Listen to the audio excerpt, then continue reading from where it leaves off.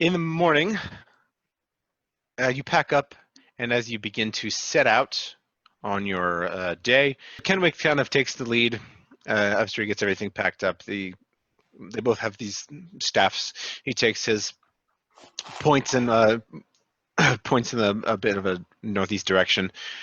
He says, "We'll meet up with River Giltris and follow it until we reach Yanmar. We'll be there by early evening if we keep a good pace." If you're all ready. Ready? Yep. Thicket is nowhere to be seen. But a couple of minutes pass by and he rejoins the group and says, "Sorry, I was pooping." I was gonna say. Was it everything you'd hoped it to be? Whew. After the kebabs. Yeah. So many different kinds of food, all on one stick. Ha. Amazing. Are you expecting something along the same lines as you? I didn't even say it. You know the snow elves invented the kebabs. Did they? They did. Interesting. It was a gift from them to us. That the method of making it, and we never would have had it had it not been for them. And then, well, we had more ingredients for the giants, and now it's just amazing. Hmm. Oh yes, you can probably be expecting something similar. Right. Okay. Thank you. I'll look forward to that. Be aware. I'm sure you will. Roll Constitution saving throws. I was actually about to say that. Yes, please do that. Goodness. Okay. Great. Look what you did, Ian. Good call. 17. All right. Fine. Fibrous poop. You deal fine. Your stomach is all right. You deal fine with it. I also rolled a 17. Yeah, you're okay. It doesn't seem to have too bad an effect on you. So did I. Really? That's weird. Well, 17's all around. You guys experience no ill effects from the elvish kebabs. Where'd Ian go? He's dead. He died on the road. Well, he was always saying he's going to die on the road, so he did. He wanted to be true to his word. He lived as he died. He died as he lived, dying on the road. dying on the road. Oh boy. It is about noon when Thicket suggests that you stop for a quick lunch. You can hear the roar of the river nearby. You haven't quite reached it yet, but you hear a steady rush, and Kenwick says, "Come on, let's make it to the river at least. We can eat by the riverside." Hmm. Ah, the River Geltris. The River Geltris is you've never seen water so sparkling. Yeah. Bella, quit. I'm alright with that.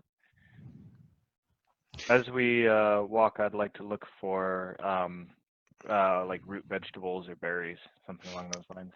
Make me a sweet constitution, or not constitution, survival. And I'm looking for monsters that are trying to eat us. 8. 8. Great. You find a tilla. You know, one of those things that they feed to the kula. Yeah. One of those big old nasty root vegetable. What did you roll? Sour I potatoes. rolled a 5. You perceive no danger whatsoever. At least I'm die happy and ignorant.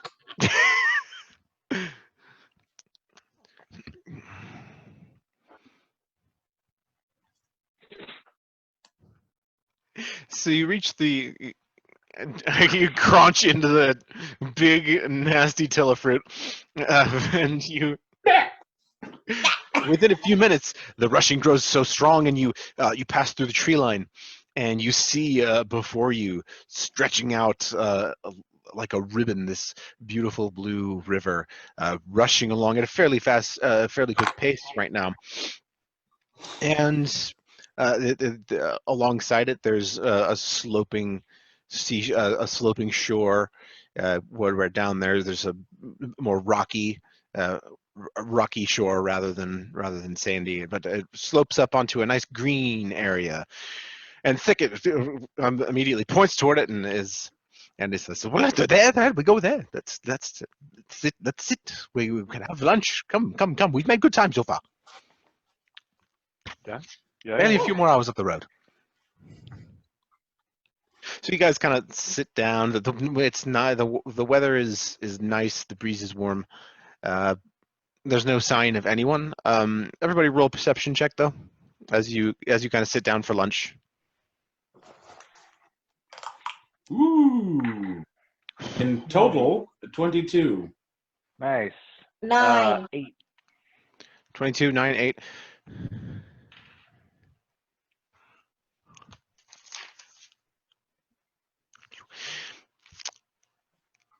You hear a rustle from above you somewhere. This, as Thicket is beginning to bite into, to bite into something. It looks like some kind of fruit. Do you guys hear that? What was that? I heard something above us. No. What was what? What was what? I didn't hear anything. I heard some sort of movement, rustling above us. Yeah. Suddenly, right at this moment, Kenwick draws his bow and swiftly sends an arrow at one of the trees, just at the tree line, and you hear and a figure falls from the tree 20 feet down to the ground. And at this moment, arrows begin to fly from the trees. Everybody make dexterity saving throws. Oh, right. I'm glad it's dexterity. Into the 19. dice jail. 19. 3. And 6. There's just sort of a hail, almost out of nowhere, almost all from above, but some from the tree down on ground level in the tree line as well, and arrows strike both you, Bu, just kind of glancing your side, carving a gash, and Mirwin sticking into your brigandine, but poking through just a little bit, and you take. Bu, you take 6 piercing damage, and you take 3 piercing damage from your arrow wound, Mirwin.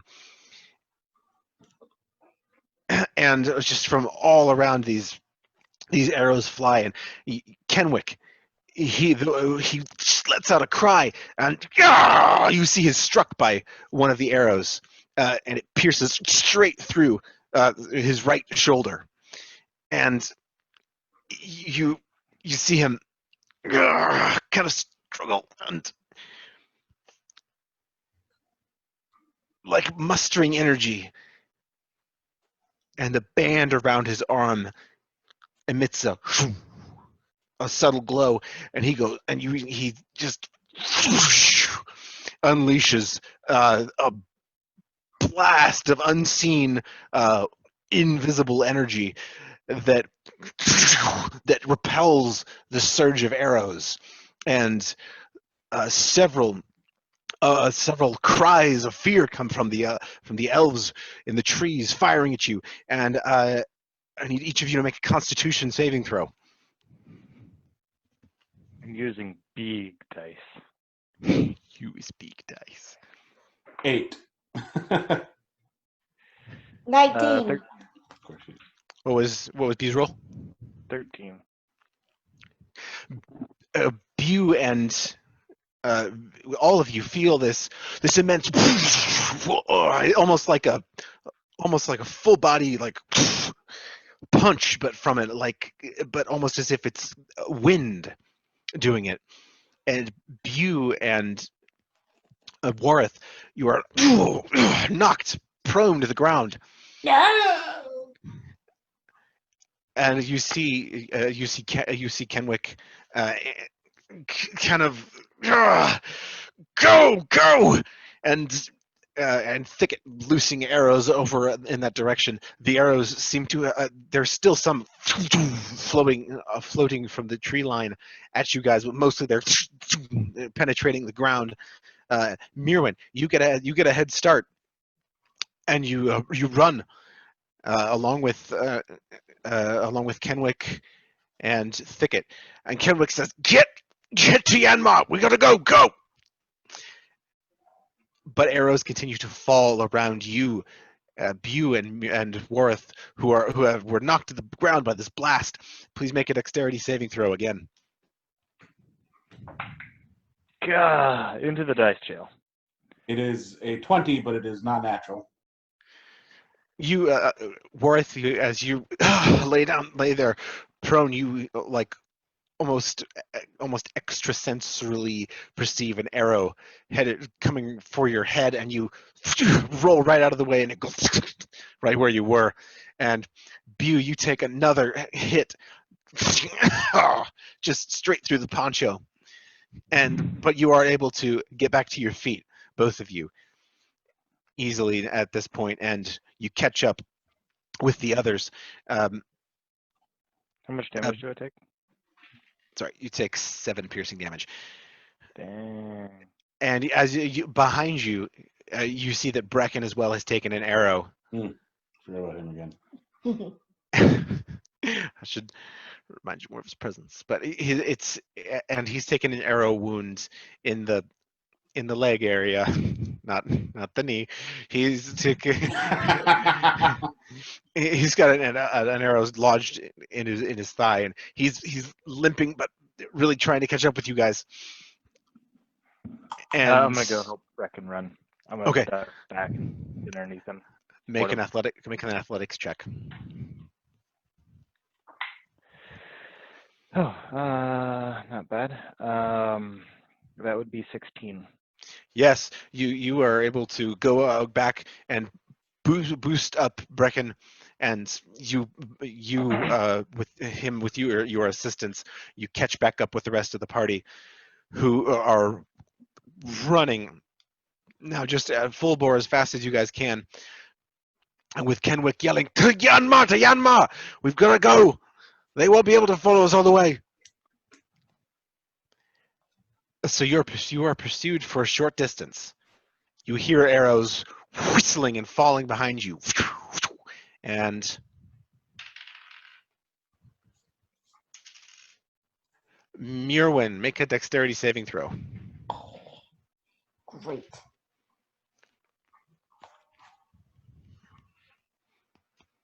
I wish I would keep it unlocked. 12. And as you're running, you feel like almost like you got punched in the back or kicked in the back really hard. And then a piercing pain comes with it, but you can almost not really even tell where you were hit, but just your whole back is just on fire with pain, but you are able to continue running. It doesn't slow you down, and that's the last of the arrows shortly falls, and there is no more pursuit after just a couple of minutes.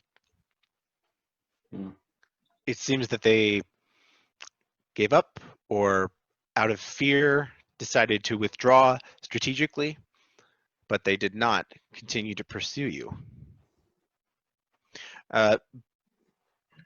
So as the arrows stop, but you have to continue to run for the next about 3 hours.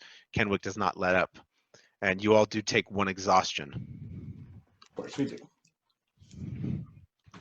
So disadvantage on ability checks until you take a long rest.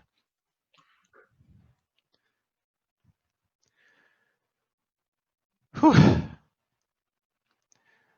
So you make it out bruised but alive. And it is about evening time when you reach the city of Yanmar, and it is perched on both sides of the river. There is a large bridge connecting the two sides,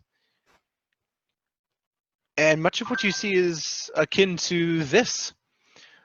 These trees here, there are still redwoods, but many of them are these sloping kind of trees, and upon them are built many residences of this type, going all the way up into these trees. And these trees, however, they're not very tall. They are big tall trees, but they're not as tall as, say, the many of the redwoods, and making it a perfect spot for the Furbolgs to make their homes. So there are little paths, wooden paths up into the trees, with little rails and stuff, definitely made solidly constructed so as to hold the weight of the Furbolg. And that's where you arrive. And as you get there at Yanmar,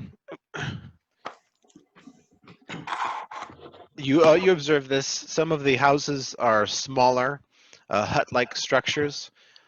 Those are usually nearer the top. The larger, more spacious structures are near at the base of the trees. The town has no walls at all, but you do see what look like guards posted at the perimeter around. Some guy, Firbolg with bows, generally, and swords at their sides. And Thicket and Kenwick, they shout as they arrive. They shout for guards, guards, guards! Kenwick Kenwick with this arrow still protruding from his shoulder says, "Get all the reserves up to the perimeter. Not an inch will be unwatched. Get me. And he teeters and passes out. And a couple of guards of other Furbolg race to scoop him up, and so does Thicket. And Thicket waves you guys on. You head inside of this village to one particular larger domed hut, like these, nearer to the ground, and they take Kenwick in. And Thicket says, "This is the apothecary. He'll be all right. I'm sure he'll be all right. He must be all right. We'll see. We have very good medicine here. He'll be fine by morning, I'm sure. I'm so tired. Oh, I'm sorry. I must arrange accommodations for you. Wait.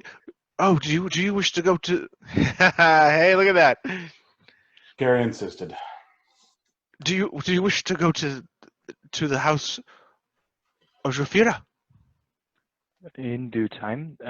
We are all exhausted, and obviously, Kenwood is also hurt. Oh, of course. Well, you must sleep then. Sleep. Forgive me, I'm so flustered. Oh, it's been such a. And your wounds, though, you need treatment as well. Of course. Where is my mind? In with all of you. You should stay the night here, and your wounds should be cared for. Well, thank you. So he ushers you in, and within this large circular kind of hut, you see some tables, beds spread around, where now they have Kenwick laying down, and a couple of I guess you can surmise that their medics have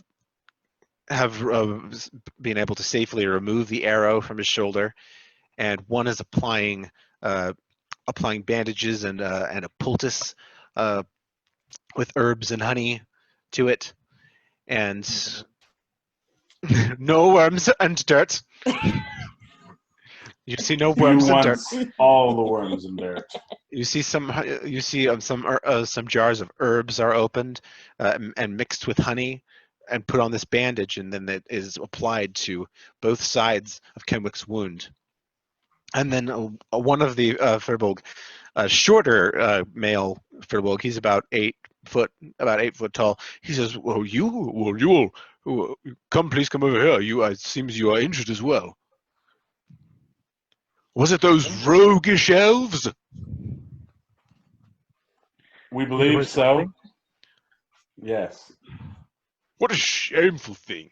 Please, everyone, each one of you, lay here. Lay them bedrolls. And another assistant comes over, lays out 4 more bedrolls for each of you, and begins to tend to your wounds. What they in turn kneel over you, Mirwin. Remove the one arrow that's stuck in your back. You didn't really Stabbed in realize the it, back. but it was stuck there. You were able to kind of the one from your front, but they begin to treat your wounds and you as well. They apply nice medicine to your wounds, and you didn't take any damage, did you, Worth? I'm unharmed. How Well, did that well, happen? that's good to hear. We wish no harm upon any of you, but we will take care of your wounds, and Brecken as well. His leg he about collapses into this bedroll, and they remove it safely, and you are all able to take a long rest into the next morning, losing your recovering your hit points and losing your conditions.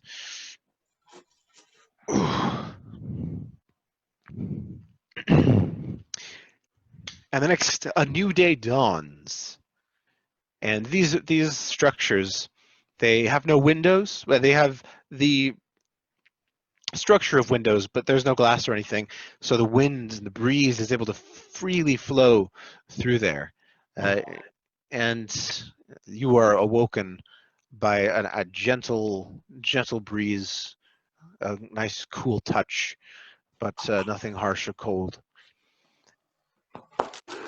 And you're feeling better than you were yesterday.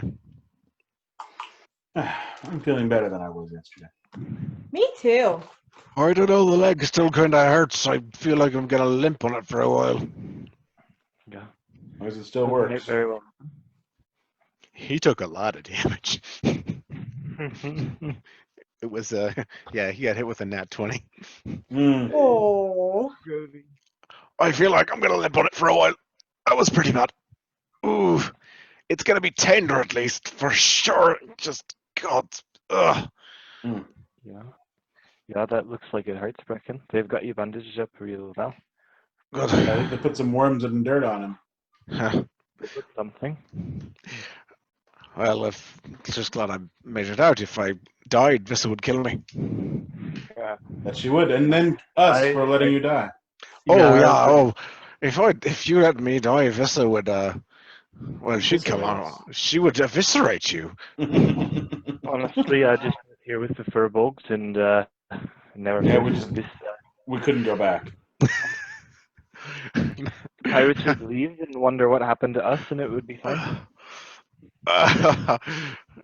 Very, very, very true, probably. She'd make all right. She'd make a good not pirate. Pirate, yeah. Pirate. She'd be a great, definitely not pirate. Her and Drasana just raising Being not pirate. raising all heck throughout all the seas. That is, if the world didn't end Mhm. because of our inaction. Incompetence. But not to be all doom and gloom. Let's eat breakfast and then go do more doom and gloom when we talk to Joe Fira, probably. Yes. He says, "Oh, any chance for a not you, Arth? Come on, somebody! Yeah, I got you. Help me. Okay. Thank you. Oh, I'm not going to complain about not having you do it. You want a piggyback ride? I think that here you can have this. Says the Firbolg medic, and he gives him looks like a crudely fashioned crutch that Is looks Brecken like sized and not Fearbolg sized? it looks like it was Firbolg sized, but like they cut some of it out and then rebound it. So now it's Brecken sized, but maybe even a little bit too tall. But he's just like, thank you. We'll do good with this. So what do y'all do? Hold on. Kenwick is most likely still there. Kenwick is there. He's asleep. Very injured. Yeah, you don't see him, but you do see Thicket. Thicket's seated across the room, nearish to Kenwick, and he's also kind of slumped asleep. Looks like he hasn't left for the duration of the night. I suppose we need to find What do we was want it to wait? Jofira or Jo. Jofira. Yes. Yeah. We can do we chance finding them on our own, or should we wait for Thicket to wake? He wasn't hit too bad. Could give him a little nudge. I think he's just here for Kenwick's sake. His buddy, yeah. We could. I don't personally want to go nudge him awake. Warren? Mirren, you I'll do want to wait? I'll walk over to Thicket and tap him on the shoulder. This is how you Thicket, wake up! I'm awake. I didn't do it. Oh. Oh, it's you guys. Stop eating the plants, you Hi, Thicket. What's going on? Oh, it's morning. It is morning. Oh, Yeah, it is. hey, We all Kenwick. had a good. Are you doing okay? Cratha, how's Kenwick? He called Go sleep. across to the doctor across the or the medic across the room, and he looks back and says, "He's going to be fine. Just be a couple of days, probably." Well, good. Well, make sure we have every guard on the perimeter. We can't let an inch of this place go unwatched. They'll have into us. We just can't not be too careful. But anyhow, now how can I help you? You for what can I do for you? Do you need sustenance? We are fine. Yeah. We are hoping to go see the lore speaker. Yeah. Oh, Jafira, of course. Yeah. Yes, I can take you straight to our. I can take you to her home.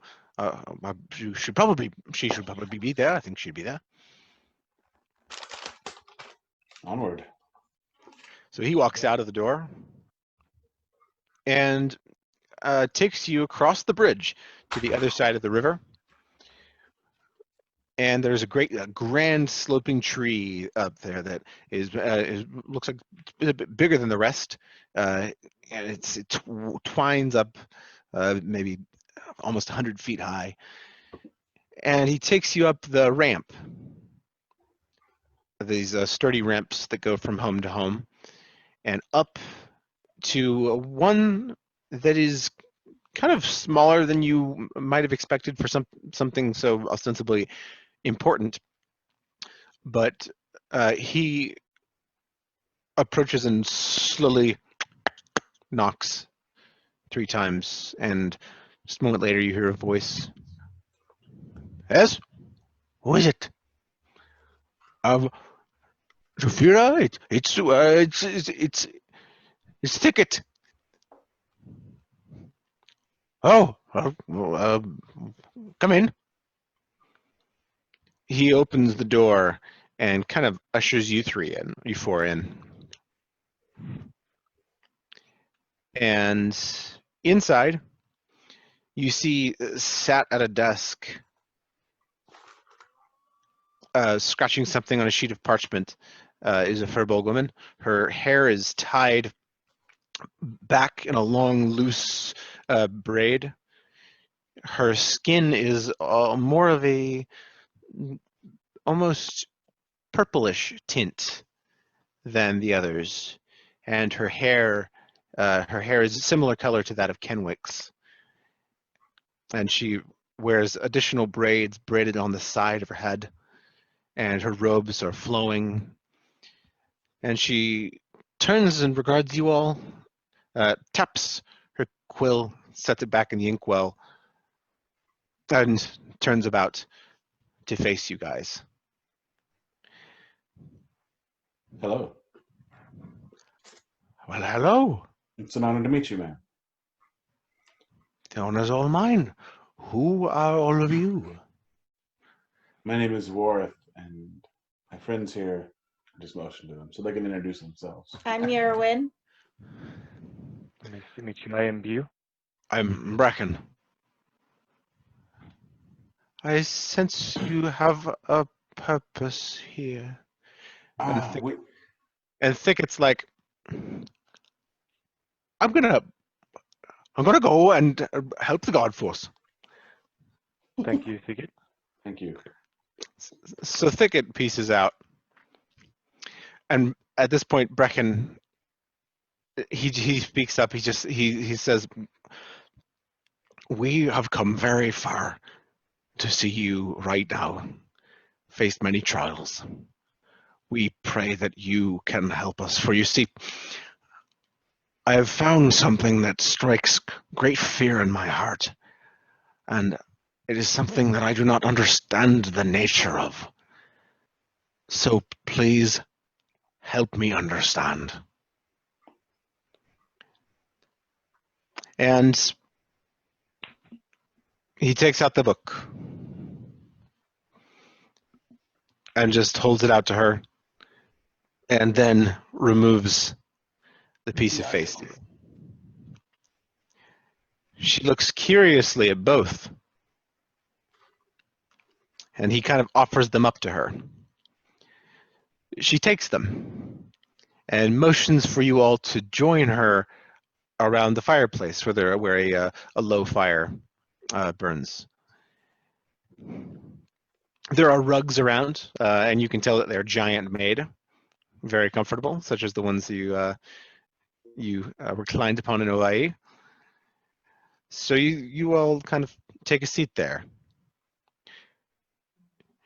You see, says Bracken, in this tome I have found mention of many strange things that baffle my mind.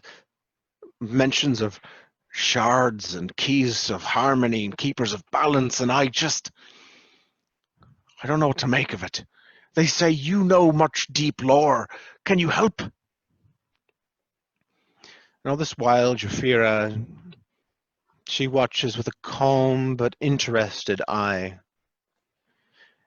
And she makes a calming gesture toward Bracken, as if to say, "Do not worry." She turns and grabs one book from the shelf. It looks like a match for Brecken's. Same metal bindings, perhaps, but perhaps a bit thinner. This tome, not quite as thick. She opens it, turns to a page, and she says, "I riad venset valir, jordan mor, now fifth and himlar near." And Bracken says, "Key to harmony, sea and sky above and below." That's from here. One of the only passages I could translate.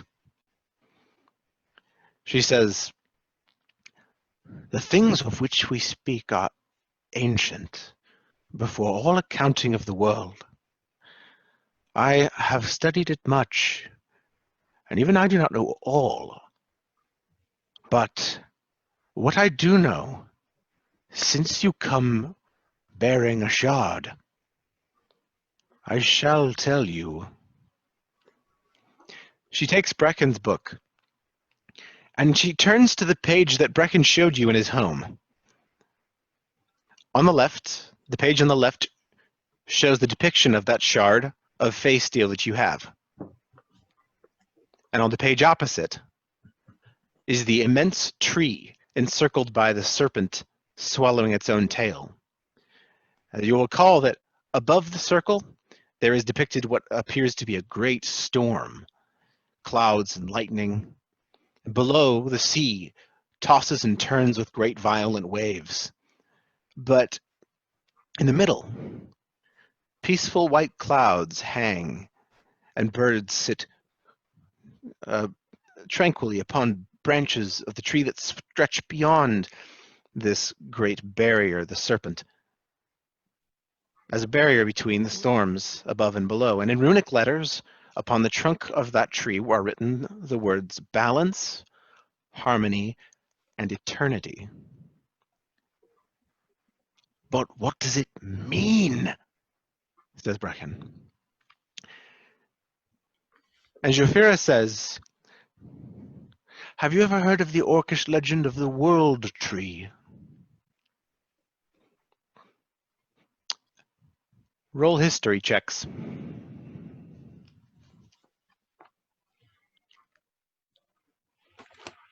Rolls on intelligence.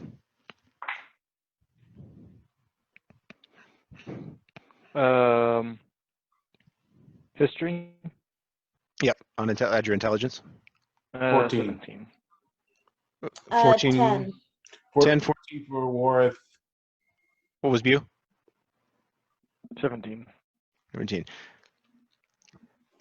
A little bell rings in each of your minds. Like that word awakened something? Perhaps something someone whispered to you as a child. A fully formed idea does not come to you, but the feeling of familiarity of these words, yes, perhaps you have heard of this legend.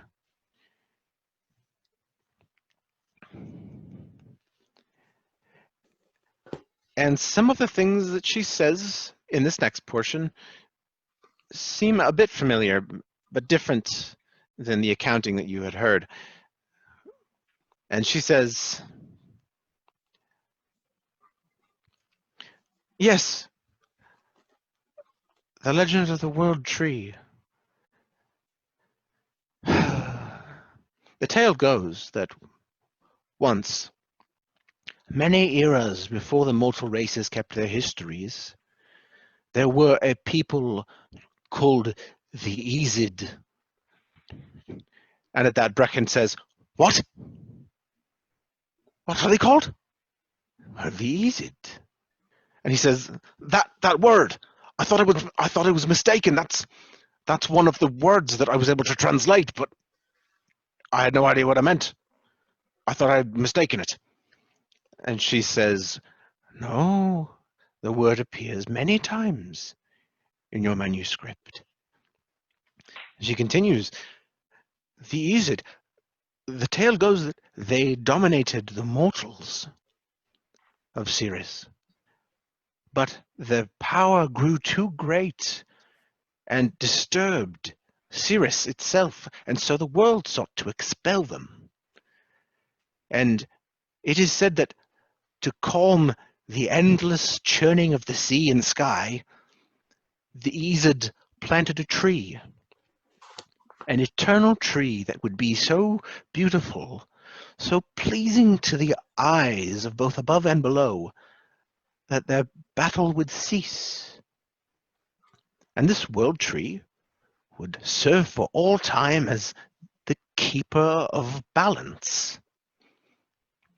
The legend goes, though, that the Ezid fought amongst themselves, and some sought to cut down this tree to undo this balance they had brought.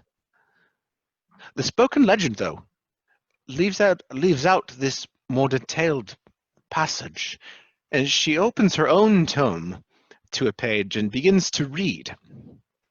Directly from it, she says, and lo, his staff was riven asunder, its shards cast across the world. and the sky opened with a silvery light, a shock above the battle like a levin bolt hurled by the gods.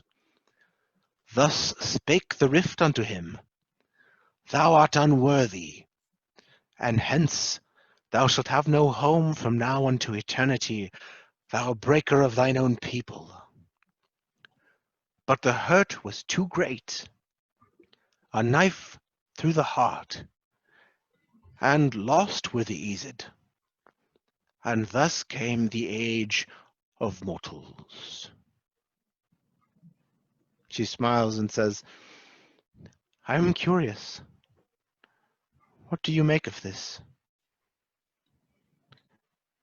Bracken sits there in a stunned silence.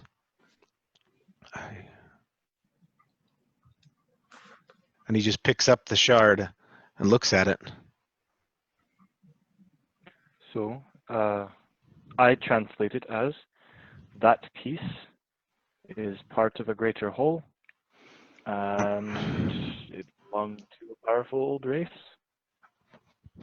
I thought it was part of a whole, but then this is what we are looking at, something from this legend, then. Yes, says Rafira. She says, she takes it from Brecken and says, I believe that what we're looking at is a piece of the weapon that the breaker of his own people wielded in trying to cut down the tree. And she hands it back. She says, there must be more. I know not how many.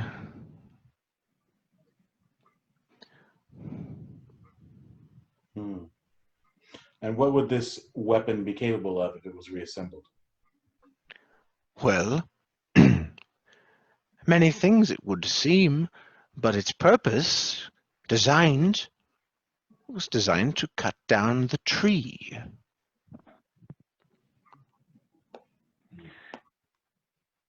Great. And what would happen if Um, the tree was cut down? What would become of the world, mortals? That, it is hard to say, but let us look at it. Let us look at the facts. If the tree is called the keeper of balance, remove the balance, and the world descends into whatever the Aesir made it before they planted this tree. So whoever was in control of this weapon could cut down the tree, destabilize the world, or bring it out of balance and for lack of a better words, have control over the whole world. If we read this correctly, and if we have one of these shards here in our hand, I don't know. Brecken says that means that the tree itself must be real. A real world tree.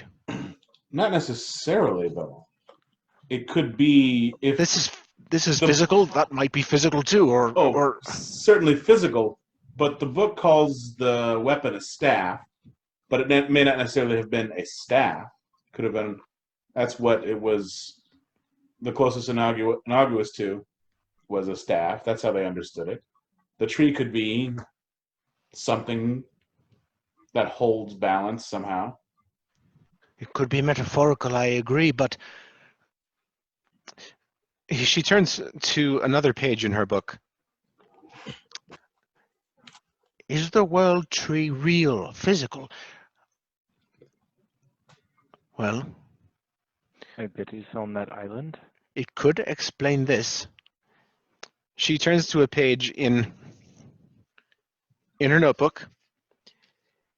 There she opens and shows you a picture depicted. It's an island, and immediately you can tell it is the self-same island that you have on that piece of paper. This, however, far older I pull out depiction of it. the piece of paper to show it to her. Ah, we've seen this before. Ah, How came you by that? The reason this all started, we were attacked by people seeking this shard, and one of them that we killed appears to be a leader of that small group. Had this on him. He wielded a gross magic and would stop at nothing to acquire, presumably this shard.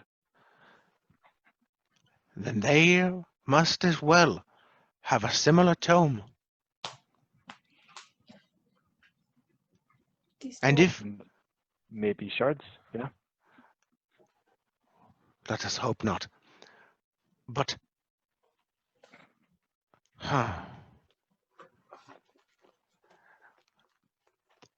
but it does signify a physical location then.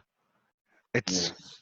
that whether or not the tree is a world tree of some sort or something else that they created, it is located here. It must be. We've got to find out where this is and where the rest of these shards are, and make sure that they never meet, or that we ensure that whoever these riders are, that they never get a hold of it at least. Mm-hmm. Agreed. It's this strange balance between urgency of finding this island at the right time and staying away. I have a feeling in my heart that if we were to go to this island, we would certainly find more riders. They've already established themselves there. They are trying to cut down the world tree, and we would be delivering this shard right to them. Why should we go? Or why shouldn't we go? To go there would be to face the riders head on, would be to collect whatever materials they had and to hide it away. But at the same time, they could easily take it from us. We could fail and deliver it into their hands. So the advantage is that we'll have at least one that they don't have. And as long as we have it, they can't get it. We Or they can't can- we yeah. can't be sure if they have any of the others. But we could if we found the rest of them, or at least some of them. And perhaps even if they're not wielded all together, they could provide some power or help or guidance. I don't know. But we've got to keep them from getting him. Lore Keeper, Yes. is it possible to destroy a shard? I do not know. Would that be a viable strategy? Do you think that if we were to destroy one of these, there it is, situation diffused? I would not dismiss it out of hand, certainly. But I would know no way of doing it. Do you also, would you have any idea where this island is or how we could find it? The island, no. But as for the shards, she turns to another page in her book. And just as there was a depiction of your shard in Brecken's tome, there is a depiction, and it looks like this. You see what appears to be something that would fit exactly to Vissa's shard. Another clearly broken piece of a whole. So perhaps each shard is accompanied by a tome on its own. Could be. For I believe that I know where that shard is. And in fact, I believe that it is far beneath the ground, right beneath our very feet. And there, Of course it perfectly is. so. Keep it there. Do you We don't believe need it it. is safe there? Yes, safe. This shard, I believed it better off down in the dark places of the earth. But if these who sought it found the first one, and I do not know what each tome contains. If they have one, there is no telling that it could not contain the exact location of this one, and they would come in force. Like the snow elves are. Perhaps as the snow elves are. Perhaps the snow elves are being coerced or tricked into attacking you to retrieve this for these people. That is something we must find out before we bring out the shard. If indeed you would venture into the Vault of Ages,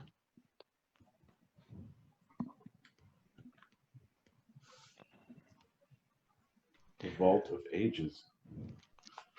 yes, indeed. Few know of it, and I have its key. And what is the Vault of Ages? It is perhaps the deepest place in the world.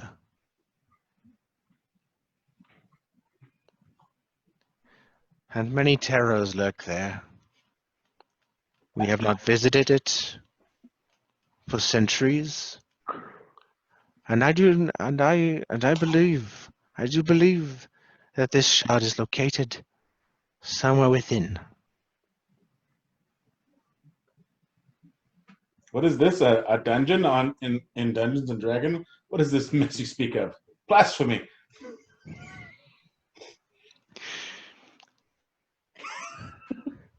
She says, "We will deal with the snow elves first, and then, if you see fit, you must remove the shard, bring it with the first, and continue your mission." What is our mission? What can we possibly hope to accomplish? What is our goal in all of this? If we find them, then they can't find them. Like she said, they probably have a tome just like this, and there's no way of telling if they've translated it or not. If they have, they could have the locations for every last one of them. How did they find Vissa's? How did they find Vissa's shard? How would they know it was in Eartha? Yes. Dark magics are corrupting, and they often are drawn to each other. If they are wielders of such a thing, then they could easily track this one. Easily. Aye, through arcane means. We've seen them do hideous things with it. Disgusting things, yeah. Yeah. Disgusting. And how would we possibly believe that if we left it in one spot, it would be completely safe? Well, lore speaker here has the only key. Sounds good to me. Why would that stop them? The keys didn't stop them from getting through the walls of the guild. True. Oh yeah, I'm sure it is much safer in the hands of 40 Yahus and the small child and the pirate crew. But perhaps these people could transport it to somewhere unknown, less. I don't know. More in the Isle of Giants.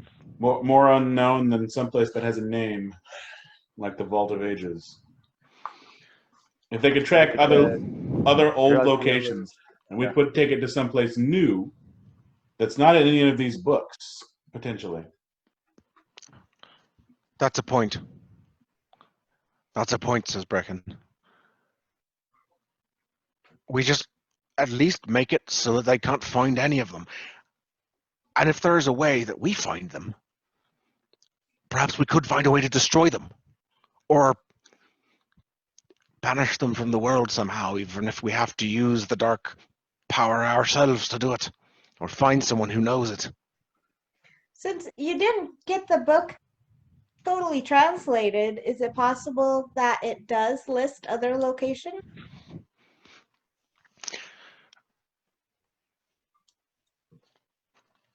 It is possible. Again, most of what is in here is legend and verse and story and song. What is of a substance is, should I say, few and far between.